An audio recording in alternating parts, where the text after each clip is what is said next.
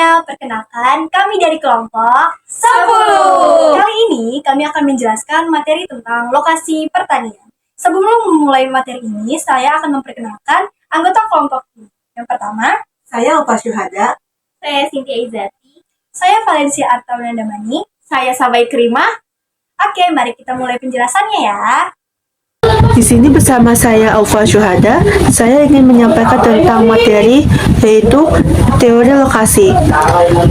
Teori lokasi ini bertujuan dalam penata lokasi kegiatan ekonomi dalam suatu ruang agar suatu ruang dapat dimanfaatkan secara optimal mungkin. Teori ini dibagi menjadi 5. Yang pertama, teori lokasi pertanian. Yang kedua, teori lokasi industri. Yang ketiga, teori tempat sentral. Yang keempat, teori kerucut permintaan. Yang kelima, teori kutub pertumbuhan. Di sini saya akan menjelaskan tentang penemu teori lokasi pertanian, yaitu Johann Heinrich von Thunen. Ia lahir pada tahun 1783 dan wafat pada tahun 1850. Menurut Johann von Thunen, lokasi merupakan variabel terikat yang mempengaruhi variabel bebas. Contohnya seperti urban growth, perekonomian, politik, serta kehidupan atau gaya hidup masyarakat. Teori ini dilandaskan oleh pengamatan Johann von Thunen pada daerah tempatnya tinggal, yaitu di sekitar lahan pertanian. Von Thunen menitik beratkan pada dua hal utama tentang pola keruangan pertanian, yaitu yang pertama ada jarak lokasi pertanian ke pasar. Lahan yang berada di dekat pusat pasar atau kota akan lebih mahal dibandingkan lahan yang jauh dari pusat pasar atau kota. Karena semakin jauh lahan dengan pusat pasar, semakin tinggi biaya transportasi atau pengangkutan hasil panen, dan sebaliknya.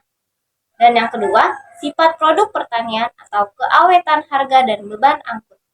Jika lahan pertanian dekat dengan pusat pasar, maka hasil panen pun lebih segar, harganya pun lebih mahal, tetapi biaya angkutnya rendah.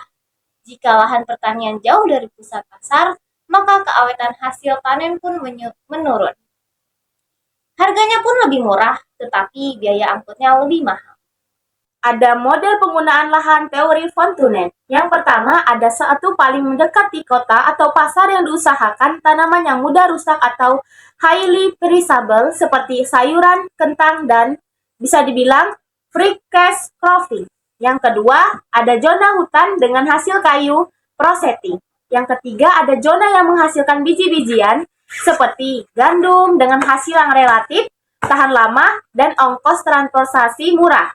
Dan yang keempat ada lahan, garapan, dan keruputan yang ditekankan pada hasil peranan seperti susu, mentega, dan keju. Yang kelima ada zona untuk pertanian yang berubah-ubah, 2-3 jenis tanaman. Dan yang keenam ada zona lahan yang paling jauh dari pusat digunakan untuk perumputan dan peternakan domba dan sapi.